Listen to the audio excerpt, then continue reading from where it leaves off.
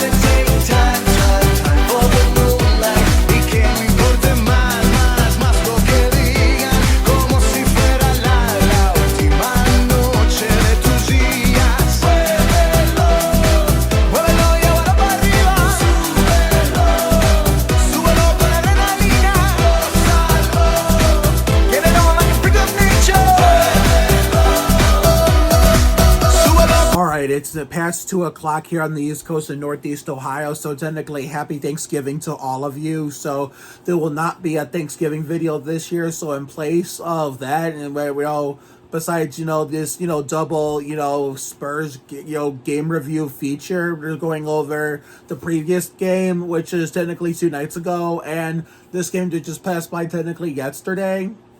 We got a surprise cooking for you, both on my mom's channel and here on my channel. My mom's channel is going to be a surprise. You'll see a sneak preview of it, and what will either... I haven't decided what title I'm going to settle on. A fall epilogue or a winter prologue. I mean, I'm going to have to figure it out one way or another. You know what? I think I have an idea.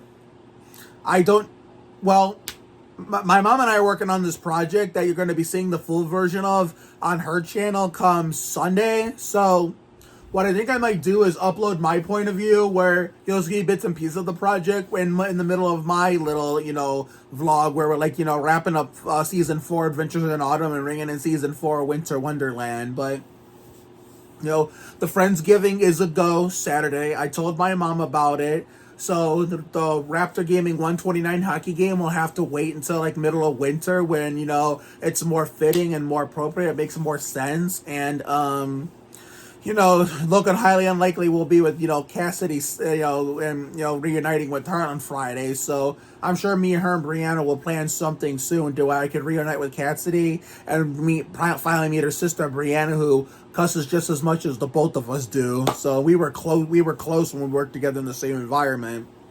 So Thanksgiving tomorrow, I'll record some, and Friday we're putting up the Christmas tree, so I will record that on my channel. But my mom's channel, I have to wait for the full finished product on Sunday before the Spurs play the Kings, in which we're going to get a long Thanksgiving break from San Antonio Spurs basketball until Sunday night, when Winter Wonderland Season 4, aka the long haul, officially begins. So therefore, I'm going to do this winter prologue and fall epilogue and Friendsgiving as 2 separate videos. So therefore, what I think I might do is, upload this fall epilogue video. We're going to make it, I decided, this is going to be a fall epilogue, so by the time you are seeing this, the name will have already been decided before we even finish the video I'm working on now. That will be the fall epilogue. This is going to be a first fall epilogue in, ever. Because Saturday, technically, the Friendsgiving is going to count as the winter prologue, so I'll try to fit winter prologue in as a subtitle or something, and we'll try to get one final TikTok done at that Friendsgiving. But with Maeve Walsh, obviously, because she's the one who invites me to the stuff, and then there's a White Elephant Christmas party that she invited me to that I'm gonna try to make as long as my health cooperates, and along with the fact that as long as the weather isn't horrendous. Gavin McMillan's Christmas party that, should have happened 2 years ago, but did because of horrendous ass weather, aka gigantic-sized blizzard, which caused our Christmas break to start a day earlier than planned. So therefore, and prayers up to that kid because he just re-broke his arm and most likely won't be playing basketball this year. So when we start going to support our friends playing basketball, we more than likely won't be seeing him, unfortunately. So therefore, prayers up to him. So yeah, so our schedule has been all set like Jimmy Johnson for the knockout fall and ring in winter, and then we got a Spurs game review coming late Sunday night, early Monday, or like as far as Monday goes, and we get back to the trailer December 2nd. We'll do a little. If we don't have enough time Sunday night, then we'll go over that Spurs Kings game on Monday when we get back to the trailer and finish our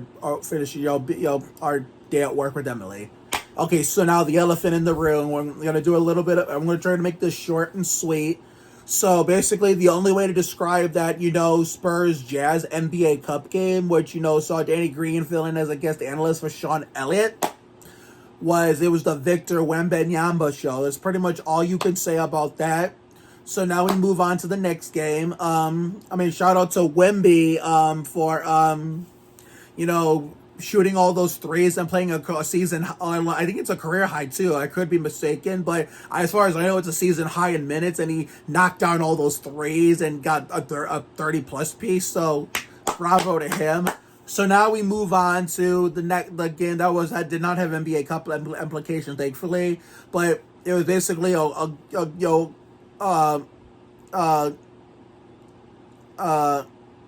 the term I'm looking for?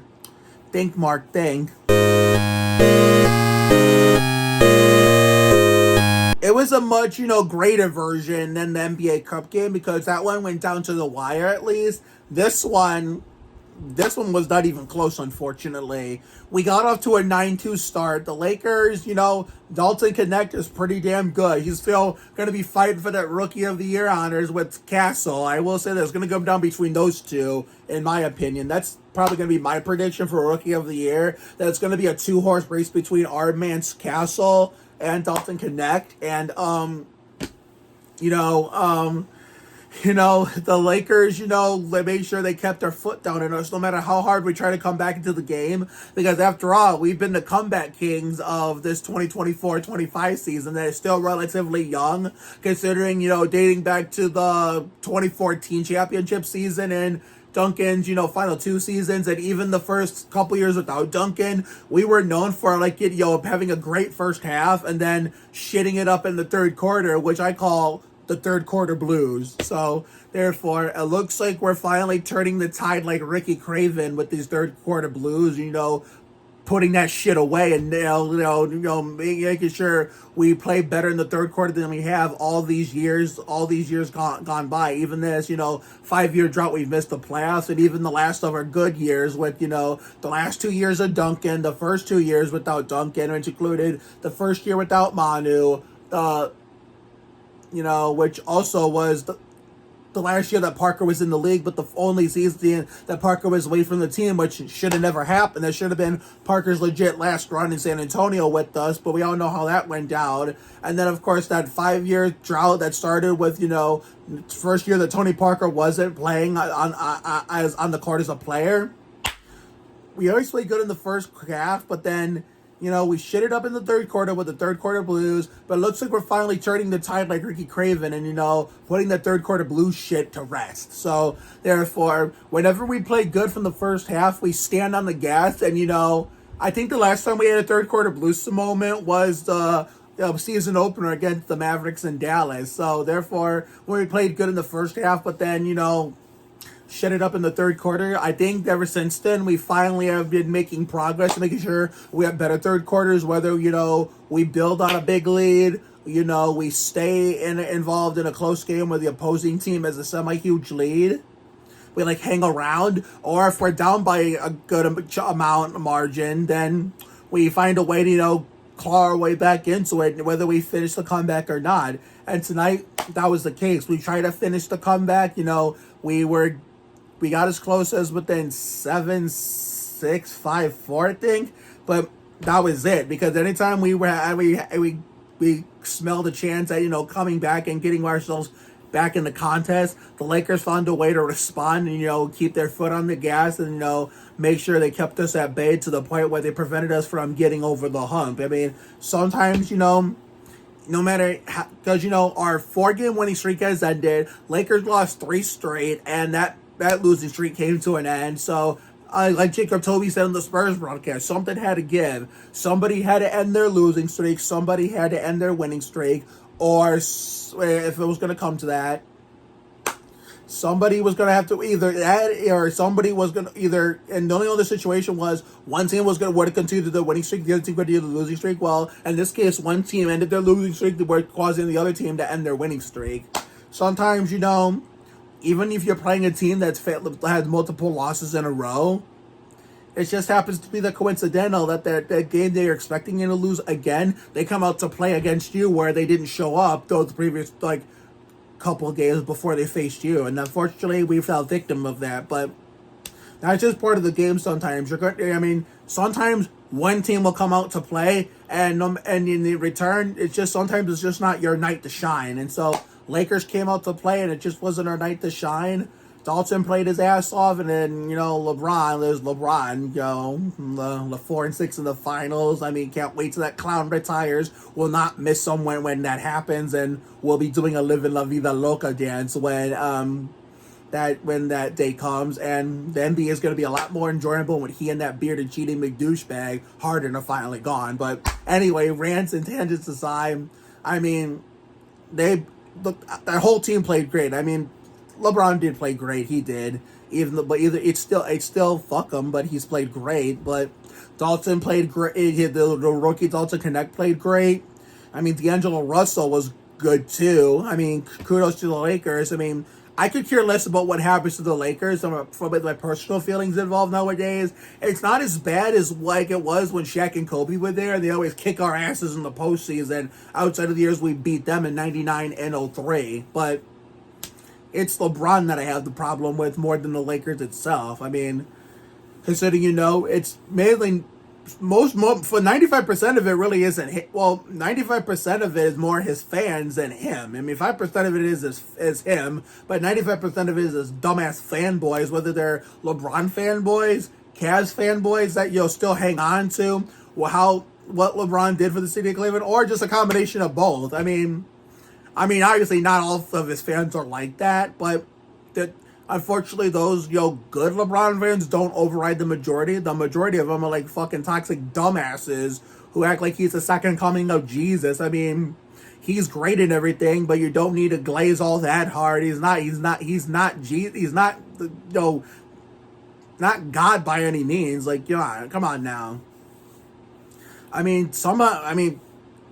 Some of you fans, he doesn't even know of your existence. I mean, to be completely honest, some of the players that I root for on this current team don't know of my existence either, unless you're Zach Attack Collins, who probably may not remember me if I go see him play the Cavs here in Cleveland when the Spurs come to town March 27th, and I'm lucky enough to get close to the floor where I'm able to get to talk to the Spurs players. I remember wanting to take a picture with them, but I got a little nervous, and, I did not want to get apprehended by the security. Not apprehended, but hey, you need to go back to where you came from and, or not do this or not do that. I didn't want to risk that, so that's why I didn't do it. I think I was sitting behind the Spurs bench, I believe. I was.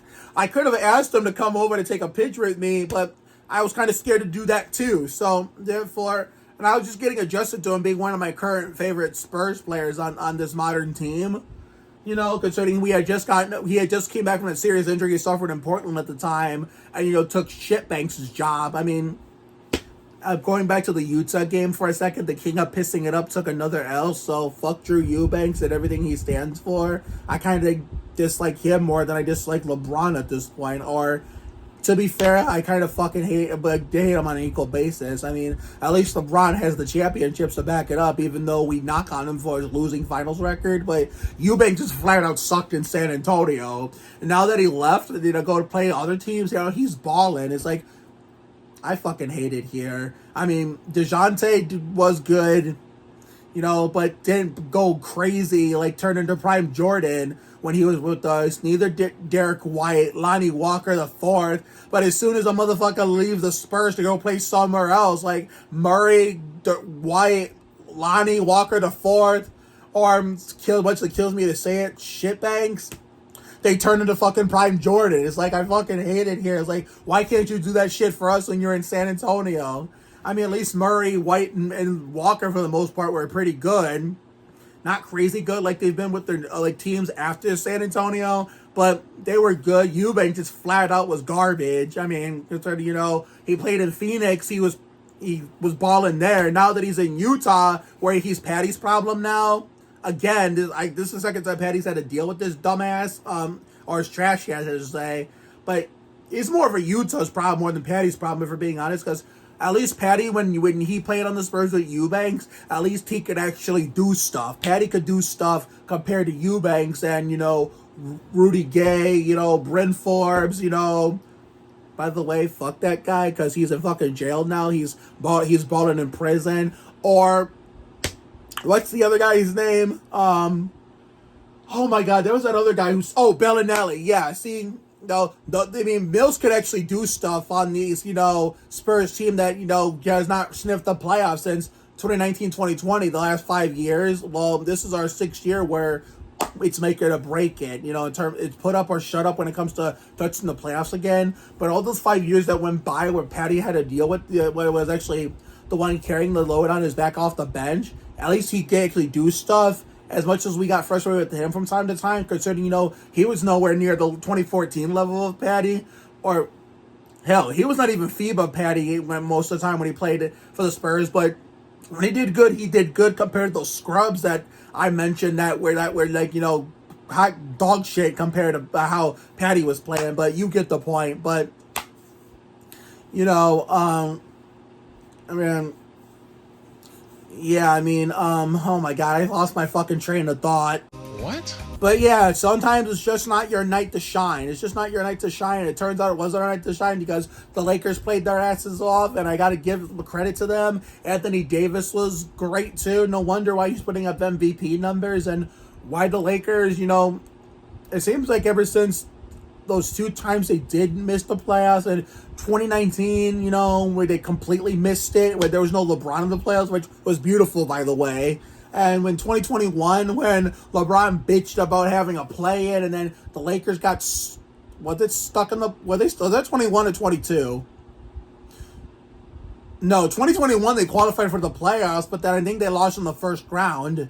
And then 2022 they qualified for the play-in, but they fucking shit the bed there too. So therefore he's bitching about a play-in but can't even win a play-in. I mean, at least we have the ability to possibly get over that hump we could not get over in 21-22, even though, to be completely honest, even back in those 2 years we did not deserve to be there. And I'm getting fucking tired of talking about this shit about our 2021 and 22 seasons. The only reason why we were there and really shouldn't have been because it was the same old Spurs, and that hot start in 2020, 2021, the vaccine year, gave us false hope. Because then the second half we sandbagged, and then the next year was the complete opposite. It was the same old Spurs, but then the second half it gave us false hope. It went on a tear, and then when it was time to finish the season, we go back to shitting it up, and then it goes back to the same old Spurs and the plan, which 2022 was against the Pelicans, and 2021 was against the Grizzlies, and we lost both. And, the reason why I wanted us to lose both of those out of spite, not only because I just wanted the season to be over with, is because, we had no business being there. So, therefore, we were anyway, because, that was false hope that was given to us to, those false, tears that was just pure luck. So therefore, if we actually had legit case to be in those play-ins, then of course I'd want them to, it's not like I did not want them to win because, I just don't want to, plain and simple. It's just, we just didn't have no business being in both of those play-ins in 21 and 22. Because those tears in the first half of 21 and the second half in 22 just gave us false hope that, sometimes that happens. It's just the same old team that, it was once good. You were so good for so long to the point where, once all your Hall of Fame core retired, all the good players left for the teams are at their own retirements. You've been at the bottom of the West after being on top for almost your entire, like for me as a fan, almost my entire life. I mean, you get these senses of those senses of false hope from time to time, only to have to be disappointed in the end. So therefore, that's part of why I wanted us to lose those play-in games out of spite, because it's like in 21 and 22 against Memphis and New Orleans, we weren't even trying. I mean, I think 2022, if not mistaken, we were kind of trying. 2021, it's like we barely tried, but still, you get the point. But this year, if we happen to get a play-in spot from, seed 7 through 10, then we have a legit case of being there, because this team is finally making progress in order to get good again, just like the days of David Robinson, Tim Duncan, Manu Ginobili, Tony Parker, Bruce Bowen, Avery Johnson, Sean Elliott, Malik Rose, Matt Bonner, Patty Mills, the days of those greats, And like I said, George Gervin, in terms of, being an all-time great for one franchise, an all-time great in any department of a sport, whether it be a sport like this great of a sport great, yeah, be a basketball great and an NBA great, but he's more of a San Antonio great because, he was like, was looked at as being great despite never winning a championship, which brings me to my point. He's basically the San Antonio Spurs equivalent of Mark Martin in NASCAR, along with Dale Earnhardt Jr. and Junior Johnson. Don't tell this to the fans of The Imposter and Brett Bowdine's number. George Gervin is the best San Antonio Spur of all the, all-time greats that either have their jersey retired or should have their jersey retired to not win a championship. Because, Robinson won 2, Duncan won 5, Parker and Ginobili each won 4 because they weren't on the 1999 team. Bonner won 2, 2014. Mills won 1. Rose won 2. Sean won 1 with Avery, of course. Bowen won 3. So yeah, the only all-time Spurs great that I know that should be up there with those Bros, Bonner, Mills should be up there with, along with the other Spurs greats in the rafters. The only one that didn't win one is George Gervin, so I feel sad for him because he never got a chance to sniff a finals, let alone a ring. So, but he'll forever be remembered as one of the all-time greats. He'll be the greatest San Antonio Spur to not win the championship in the NBA. So, therefore, we get a nice Thanksgiving break from San Antonio basketball until Sunday night when we take on DeRozan and the Kings in Sacramento when we kick off season 4 of Winter Wonderland, aka the long haul, because we won't start recording anything for Winter Wonderland for our channel until December 2nd. I mean, we will count the Spurs game review. I'll tell you what we're gonna do. If we happen to get lucky to record that Spurs game review Sunday night, then we'll count it as an episode of Winter Wonderland, because normally we don't count the Spurs game reviews or NASCAR race reviews as, episodes of our seasonal production. We only count, the news update videos and such, but there'll be some one-off of, game reviews and race reviews that I will count as, episodes of seasonal production, but it won't be an all-the-time thing, because then it will just get stale after a while. But if we don't have to wait till Tuesday to make it, then I guess we won't do that then, but anyway, it's happy Thanksgiving to all. I mean, there was something else I wanted to say too, but my brain is fried. It's like my mind has been going 190 mile per hour in 2 different, maybe 10 different directions at this point. But did somebody have a birthday today or something? Oh, no. What the fuck am I talking about? Anyway, I hope everyone has a happy Thanksgiving and enjoys all the good food you're about to eat and has a blast, watching all the NFL games and maybe some NBA games to boot. So we will see you for the next Spurs game as far as San Antonio ball goes for Sunday night against the Kings in Sacramento when we kick off season 4 Winter Wonderland, aka the long haul. So have a good night tonight and a better day tomorrow. Take care, everyone. Good night. I will see you all for that next video, whenever that may be. See you later, everyone. Go Spurs, go. Fuck Drew Eubanks. This copyrighted broadcast of the National Basketball Association may not be retransmitted, reproduced, rebroadcast, or otherwise distributed or used in any form without the express written consent of the NBA.